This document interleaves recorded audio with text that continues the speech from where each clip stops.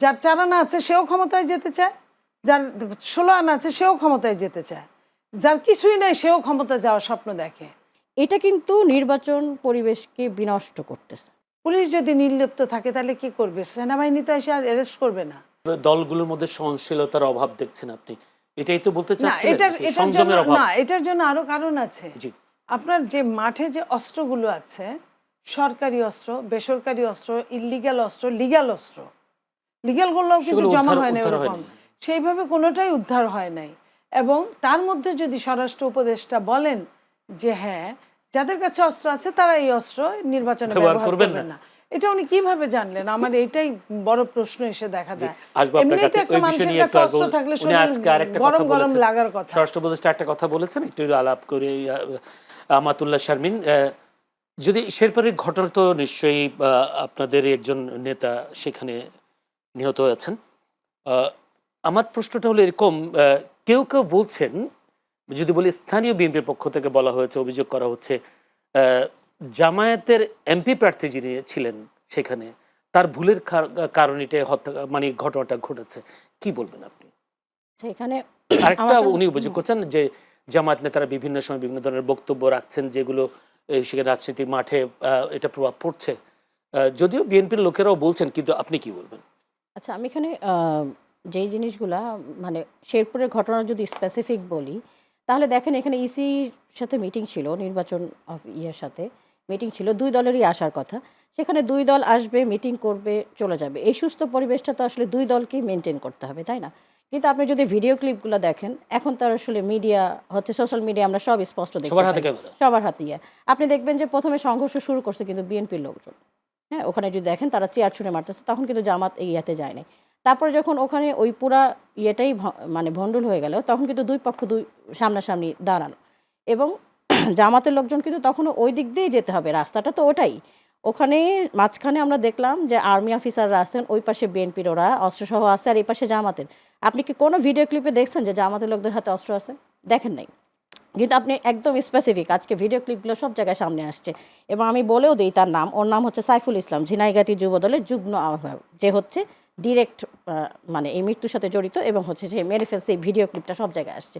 তাহলে আমার কথা হচ্ছে যে ওখানে যে কোনো পরিস্থিতি তৈরি হোক, সেখানে তো দায়িত্বশীল ভূমিকা থাকতেই হবে। কিন্তু তাই বলে কি আপনি এরকম করে পুরা মানে ওখানে তো 200 জন আহত হয়েছে, এবং সেখানে কিন্তু মানে সেনাবাহিনীর লোকও, সেনাবাহিনীর সেনাবাহিনী ছিল, সদস্যও পুলিশ কিন্তু, ছিল। হ্যাঁ, তারাও কিন্তু আহত হয়েছে। তাহলে আপনি কি এটা কিভাবে বলবেন যে দায়িত্ব নাই বিএনপির? অবশ্যই দায়িত্ব আছে বিএনপির। মানে আমি দায়িত্ব নিয়ে বলতেছি যে এটা বিএনপি মানে উগ্র আচরণের একটা বহিঃপ্রকাশ। এটা কিন্তু নির্বাচন পরিবেশকে বিনষ্ট করতেছে, তাই না? অবশ্যই আমি বলবো যে এটা নির্বাচন বিনষ্ট করতেছে। 2 নম্বর হচ্ছে প্রশাসন। উনি যে একটা অভিযোগ করলেন, জামায়াতের নেতারাও অনেক সময় মানে আপত্তিকর না, বক্তব্য আপনি দিচ্ছে, কি আপত্তিকর বক্তব্য সেখানেও দিচ্ছে, কিন্তু আপনি কি জামাতের কোনো কাউকে দেখাতে পারবেন যে তারা সহিংস আচরণ করছে, কোথাও যে মেরে ফেলছে? আপনি তো এগুলো দেখাতে পারবেন না। সো আমরা তো আসলে দেখবো, আরও দেখাই আমি, সেটা হচ্ছে যে মানে এই পর্যন্ত এই মানে 5ই আগস্টের পরে এই 1.5 বছরে বিএনপির হাতে সংঘর্ষে নিজেদের অন্তর্দ্বন্দ্ব মানে কলহে নিহত হয়েছে 300 জন। আপনি এটাকে কিভাবে ব্যাখ্যা করবেন? তাই না? যারা নিজেদের মধ্যেই রাখতে পারে না, মানে সহনশীল একটা পরিবেশ রাখতে পারে না, সেখানে বাইরে তো তারা আরও রাখতে পারবে না, এবং সেটা আমরা গতকালকে দেখতে পাইলাম, তাই না? এটা হচ্ছে 1 নাম্বার। 2 নাম্বার হচ্ছে যে প্রশাসন আসলে এখানে ইম্পর্টেন্ট একটা ভূমিকা আমি মনে করি। কারণ হচ্ছে যে আপাতত বলেনি যে অস্ত্র আছে, আরও অনেক ইস্যু আছে, আওয়ামী লীগের গুপ্ত ইয়েগুলো আছে, সব আছে। তাহলে এখানে প্রশাসনের অনেক স্ট্রং ভূমিকা আমার কাছে মনে হয় যে আরও বেশি ইম্পর্টেন্ট। এই 2টা রিজনে আমি মনে করি যে হচ্ছে নির্বাচন একটা সহিংস জায়গায় নিয়ে যাওয়া হচ্ছে ইচ্ছা করে। নির্বাচন পিছানোর এটা একটা কৌশল হতে পারে। জি। ধন্যবাদ নিরুফা চৌধুরী মণি। নির্বাচন পেছানোর কৌশল উনি বলছেন, আপনি বলেছেন নির্বাচনকে বানচাল করবার কথা আপনি বলছেন। আসলে কি নির্বাচন হবে কিনা সেটাও আপনি আমাকে বললেন, যে আসলে অনেকের মনে প্রশ্ন জেগেছে নির্বাচন হবে কিনা। এই নির্বাচন হবে কিনা এই সন্দেহ, নির্বাচন বানচাল করার যে প্রচেষ্টা, কিংবা উনি বলছেন নির্বাচন পিছানোর একটা, এই দায়গুলো কাকে দেব? এখন যদি বলি, এখন দুটো দলই তো এখন বাংলাদেশে ধরতে গেলে একেবারে বলা যায় যারা দীর্ঘদিনের মিত্র ছিল এখন শত্রুতে পরিণত হয়েছে। এই শত্রুতা থেকে বন্ধুত্ব কখন হবে? আসলে আমি যদি এভাবে বলি, তারেক রহমান দেশে আসার পরও কেন বিএনপির নেতাকর্মীরা নিজেদেরকে বিএনপির নেতাকর্মীদেরকে নিয়ন্ত্রণ করতে পারছে না কেন? যদি আমি এইসব ঘটনাগুলো বলি, জামায়াতের নারীদের উপর হামলা, যদি নাসিরউদ্দিন পাটোয়ারির উপর ডিম হামলা, পটুয়াখালীতে নুরুর উপর নুরুল নুর, যদিও সে বহিষ্কৃত স্বতন্ত্র প্রার্থী, তাদের মধ্যে সংঘর্ষ বেশিরভাগই বিএনপির সাথে, কেন তারা এত অতিষ্ঠ হয়ে উঠলো, কেন অস্থির হয়ে উঠলো কেন? দেখেন, আওয়ামী লীগ মাঠে নাই, এটা তো সত্যি, কিন্তু নেপথ্যে আছে। আর বিএনপি একটা বড় দল মাঠে আছে, নির্বাচনে দাঁড়িয়েছে। বিএনপি শুধু মাঠে আছে তাই না, বিএনপির স্বতন্ত্র প্রার্থীর সঙ্গেও বিএনপিকে বিট করতে দেখা যাচ্ছে, উপায় নাই। স্বতন্ত্র প্রার্থী দাঁড়িয়ে গেছে, যেটা নুরুর কথা বললেন, নুরুর ওইখানে দাঁড়িয়েছে। তো এখন আপনার মনে করেন যে বিএনপি একটা বড় দল হিসেবে, আমি তো বলবো না যে নির্বাচনে মানুষ লুডো খেলতে, সাপ লুডো খেলতে বসে বা লুডো খেলতে বসে। নির্বাচনে মানুষ আপনার, বাংলাদেশের সিস্টেমটাই এমন। আর বাংলাদেশের মানুষের না, মানে নর্মালি মানুষের মাথাটা একটু গরম প্রকৃতির মাথা।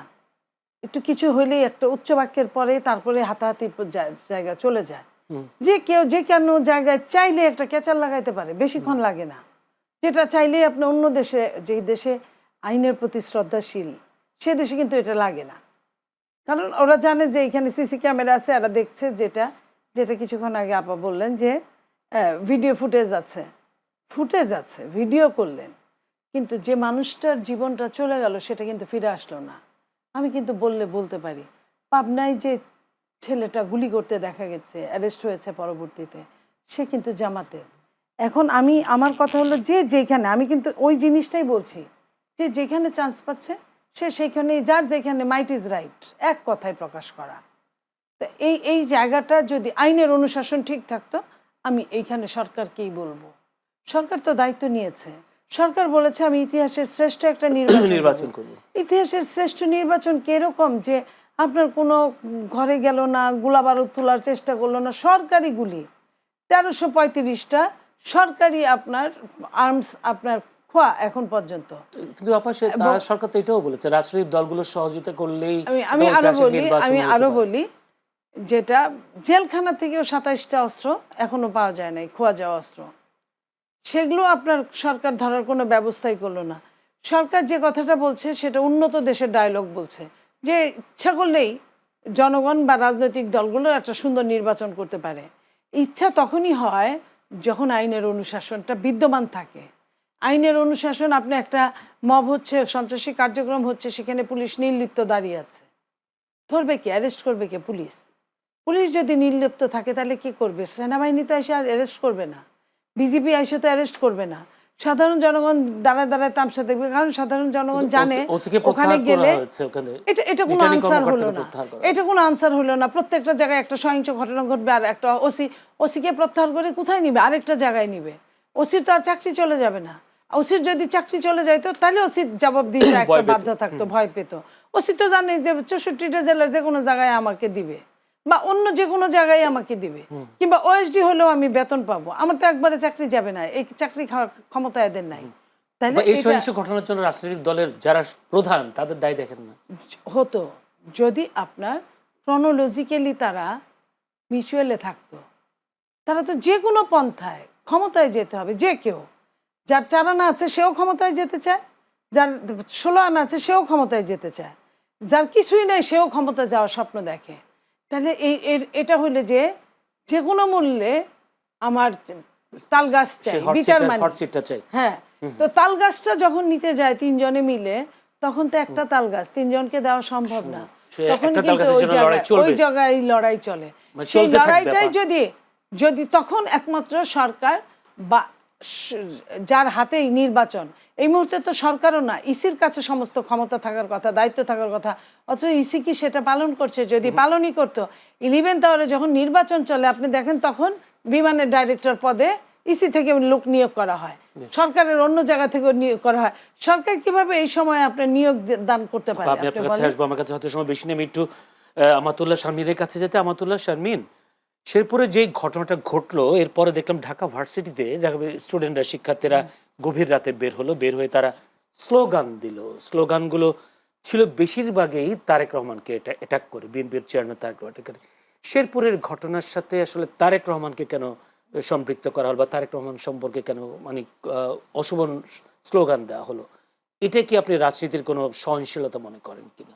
না, এটা সহনশীলতা না, এখানে আসলে অনেক ডেপথ একটা ব্যাপার আছে। সেটা হচ্ছে ৫ই মানে জুলাই আগস্টের পর আমরা কিন্তু সবাই চাইছি যে প্রত্যেকটা জায়গায় প্রত্যেকটা দলে একটা গণতন্ত্র থাকুক। তা না হলে কিন্তু আপনি দেশে গণতন্ত্র প্রতিষ্ঠা করবেন কি করে যখন নিজের দলেই গণতন্ত্র নাই, তাই না? কেন হচ্ছে যে কোনো দলের যে কোনো ঘটনার জন্যই কিন্তু আপনি সেই দলের যে চেয়ারপারসন বা হচ্ছে যেটাই বলেন না কেন দায়িত্বশীল ব্যক্তি, আপনি কিন্তু তাকেই আস্ক করবেন হোয়াই দিস ইজ হ্যাপেনিং। তো হচ্ছে মানে আপনি ঢাকা ভার্সিটিতে যেটা দেখছেন তারা সেটাই আস্ক করতেছে হোয়াই দিস ইজ হ্যাপেনিং। কারণ হচ্ছে ওই উপর থেকেই তো কন্ট্রোল করার কথা। তাদের তো সব জায়গায় ইনস্ট্রাকশন থাকার কথা যে তারা কিভাবে নির্বাচনী প্রচারণা চালাবে, কত দূর যাবে আর যাবে না। তাহলে যদি কোনো আমরা এই কয়দিন কিন্তু কন্টিনিউ ঘটনা দেখছি, নারী হামলা, নারীদের হেনস্থা করা। এই এমন না, এমন তো হয়নি বিষয়টা যে আজকে হয়েছে কালকেই ঢাকা ভার্সিটিতে ওরা ইয়ে করছে। যখন একজন মানুষ খুন হইলো, পুরা মিডিয়া সব জায়গায় দেখলো, ২০০ মানুষ আহত হইলো, তখন কিন্তু যে ঢাকা ভার্সিটিতে মিছিল করছে। তার আগে পর্যন্ত কিন্তু আমরা শুধুমাত্র মিডিয়ায় বলা বা প্রেস করা বা এরগুলো করতেছিলাম। কিন্তু দেখেন একটা দলের একই সাথে, আমি যদি বলি একই সাথে গত ২৫শে জানুয়ারি থেকে আরও আগে, সেটা হচ্ছে ১০ই জানুয়ারি থেকে একই সাথে বিএনপি হচ্ছে প্রায় ১৫টা থেকে ২০টা জেলায় মহিলাদের উপর হামলা করছে এবং বিভিন্ন সহিংসতার ঘটনা ঘটছে। এখন আমার কোয়েশ্চেন হচ্ছে যখন কন্টিনিউ ঘটনাটাগুলো ঘটতেছে তখন কি দায়িত্বটা আসলে কার পড়ে? অবশ্যই সেই দলের যেই হচ্ছে মেইন দায়িত্বশীল ব্যক্তি তার কিন্তু তাদের কিন্তু কমিটি কিন্তু স্থগিত করে দিয়েছে না। সেরকম। এখন ধরেন আপনি যে কোনো একটা জায়গায় হইলো আর কমিটি স্থগিত করে দিলেন, বিষয়টা তো এরকম না। অলরেডি তো একজন মানুষ মারাই গেল। তাহলে কি ওখানে গণতন্ত্রের চর্চা হয়? ওখানে কি সহিংসতা বন্ধের চর্চা হয়? আমি তো মনে করি না যে এরকম চর্চা হয়। এরকম চর্চা হয় না দেখেই আসলে আমরা এরকম ঘটনাগুলো বারবার দেখতে পাচ্ছি। তা নাহলে তো অনেক আগে এটা স্টপ হয়ে যাওয়ার কথা। সেটা দেখছেন না। কিন্তু আপা আরেকটা প্রশ্ন, সেটা হলো জামায়াতের উপরে হামলার কথা আপনি বললেন, নারীদের উপর হামলার কথা বললেন, কিন্তু জামায়াতের এক নেতা তো বলেইছেন যে ঢাকা বিশ্ববিদ্যালয়ে একসময় বেশ্যাদের আড্ডাখানা বা বাদকেরা কারখানা ছিল, এই কথাটাও তো না, বলেছেন। এটা বলেছেন আবার মানে উনি যেটা স্পেসিফিক বলেছেন সেটা আসলে মিডিয়া কাট করে বললে তো হবে না। সেটা হচ্ছে আমরা সবাই জানি যে রমনার আশেপাশে, ঢাকা ভার্সিটির আশেপাশে আসলে এরকম বিজনেস চলে। এটা আপনিও জানেন, নীলফার আপা জানে, ঢাকা শহরের ইচ অ্যান্ড এভরি পার্সন জানে। যারা ঢাকা শহরে ছোটোবেলা থেকে বসবাস করছে তারা আরও ভালো জানে। ওখানে এগুলাকে নিয়ে ব্যবসা, চাঁদাবাজি এগুলোও হয়, তাই না? বিভিন্ন জায়গায় এটা আপনিও জানেন, আমিও জানি, এটা তো ওপেন সিক্রেট। সো উনি যে কথাটা বলছেন উনি ওদেরকে ইন্ডিকেট করে বলছেন, নট ইউনিভার্সিটির স্টুডেন্ট।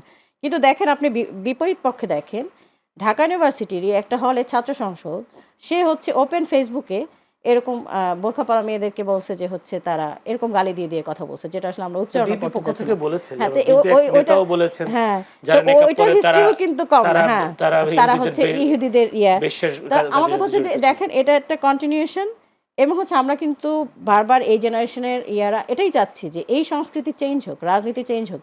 আমরা সহিংসতার রাজনীতি বা হচ্ছে এই পরস্পরকে অ্যাটাক করার রাজনীতিতে আর বিলিভ করি না। জি, ধন্যবাদ। আমি